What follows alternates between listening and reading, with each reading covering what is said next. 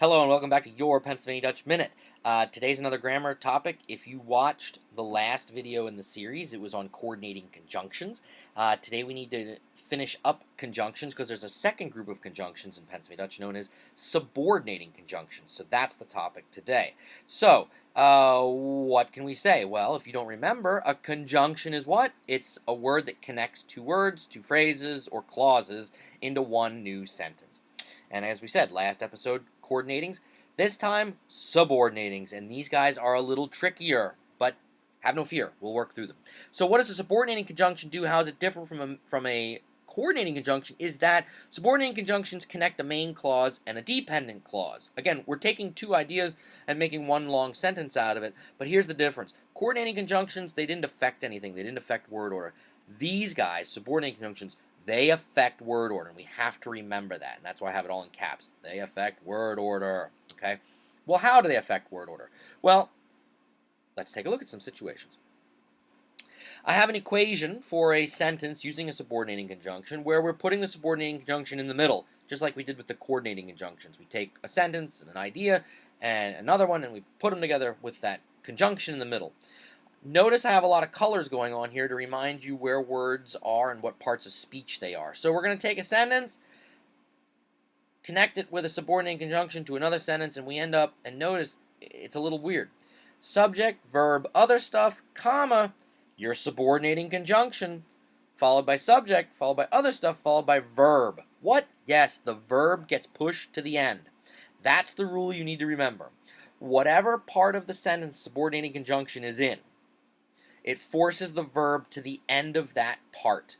In this case, the subordinating conjunction is in the middle, so that second verb goes to the end. And this is going to be very weird at first because we don't do this in English. It's different. So I came up with two sentences. We are going in the restaurant, and we are hungry, and I'm going to combine them with a subordinating conjunction. In this case, I'm using while. While means because. So we want to end up with a sentence that says, we are going to the restaurant because we are hungry.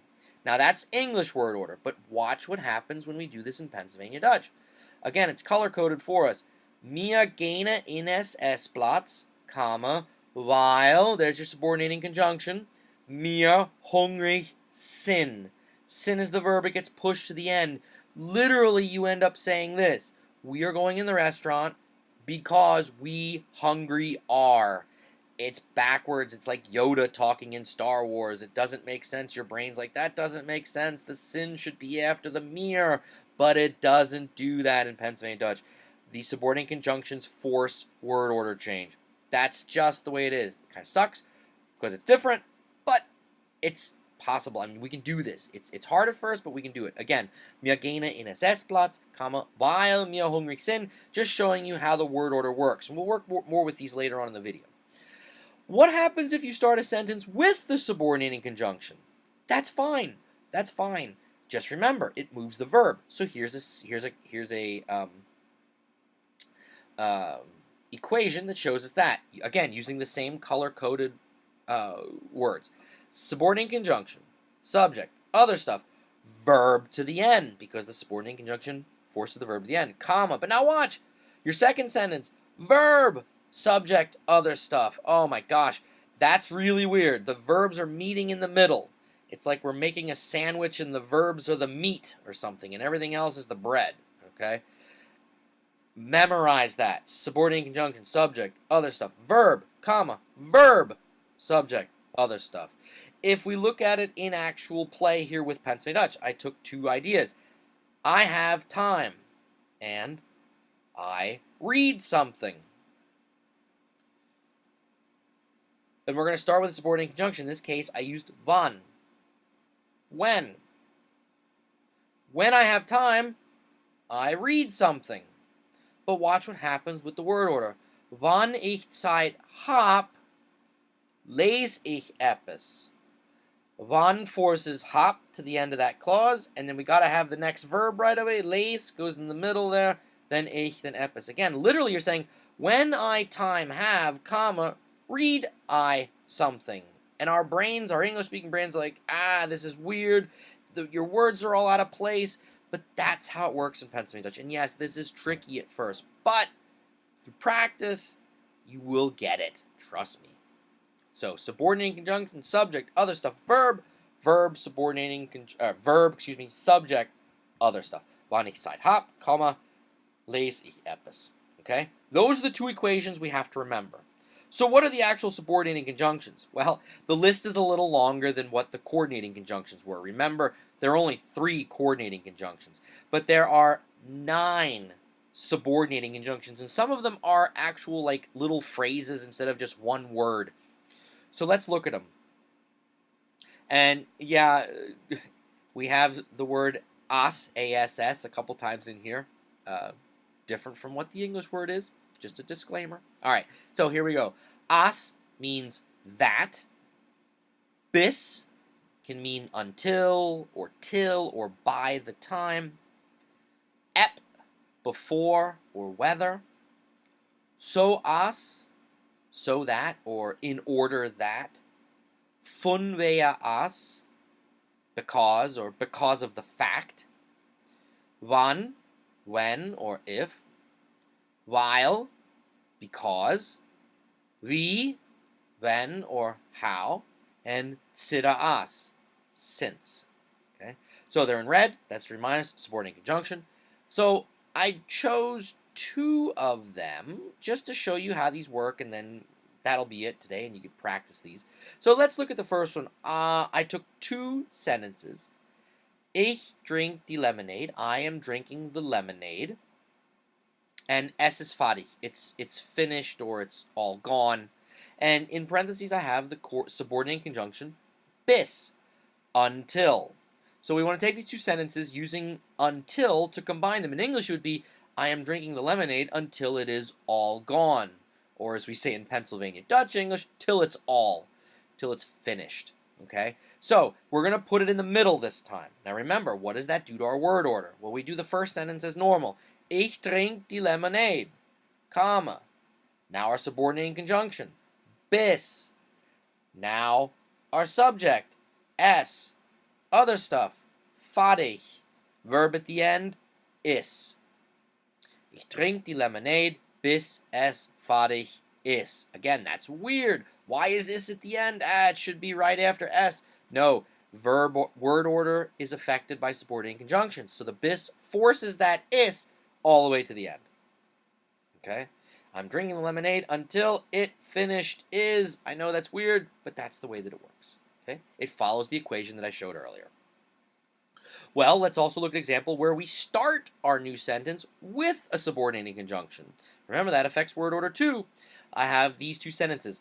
Hat viel Geld. Hat viel Geld. He has a lot of money. Kauft eine neue Maschine. He's buying a new car. This time I want to combine them using the subordinating conjunction weil, which means because. So we want to end up saying, because he has a lot of money, he is buying a new machine, or buying a new car. So we're going to start with weil this time. Now remember, that affects word order. It's going to push the verb, in this case, hat, till the end of the clause.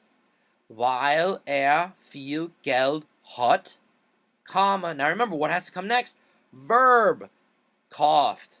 Subject, and then other stuff, and neue Maschine.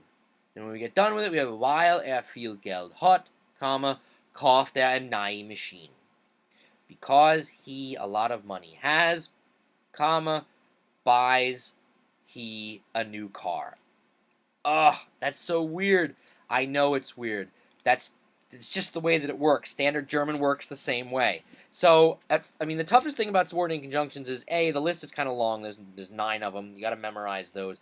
But truly the hardest part at first is getting your mind wrapped around this idea that you have to move the verb around. And through practice, you'll get it. Just like everything else we've been talking about in this whole series. You only learn something by practicing it. And yeah, making mistakes.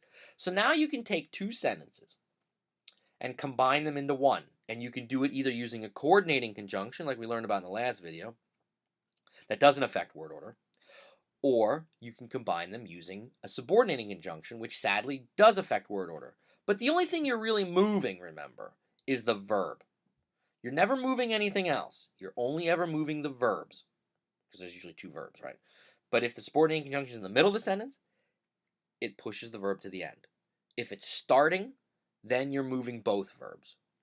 Practice, practice, practice. Take two sentences, translate them into Pennsylvania Dutch. Pick one of the subordinating conjunctions and combine them and play around. Just remind yourself, always ask yourself the question, did I move the verb? Did I move the verb to the right place? Look at the equations that I gave at the beginning of the video. That will help you, okay? This was a tricky topic, not impossible, but it is tricky because it's so different from what we do in English, okay? And anytime we're trying to make our brain say something different from what you've been saying your whole life, that's hard. You have to retrain your brain. That's difficult, but it's not impossible, okay? So practice these, memorize them, bounce. If you're lucky enough to know someone that speaks Pennsylvania Dutch that you can actually practice with, this is great. Utilize them. That goes for everything that we've been talking about. Don't forget there are groups on Facebook that you can go on there and practice Pennsylvania Dutch with the people that are on there. It happens every day. Often I'll scroll through and it'll show up on my news feed in Facebook that, someone says, hey, how would you say this, or am I saying this correctly? And then you'll have people jumping in and helping you, saying, oh yeah, you said it correctly, great job, or no, you got to move this word here or there, or how about trying this? And it's a truly helpful community. And there's a couple of these pages on Facebook. If you don't know what they are, go to padutch101.com, go to the links tab, and I have direct links, if you're on Facebook, to these groups that you can practice your Pennsylvania Dutch with. And this, if you're living in the middle of Texas and you're learning Pennsylvania Dutch and there's no people around you, then, here's an opportunity for you to be automatically connected in real time with people that do speak Pennsylvania Dutch, or people that are just like you learning how to speak Pennsylvania Dutch, and, are interested in the language and the culture. So it's a really great community. I highly recommend that you take advantage of these groups that are out there.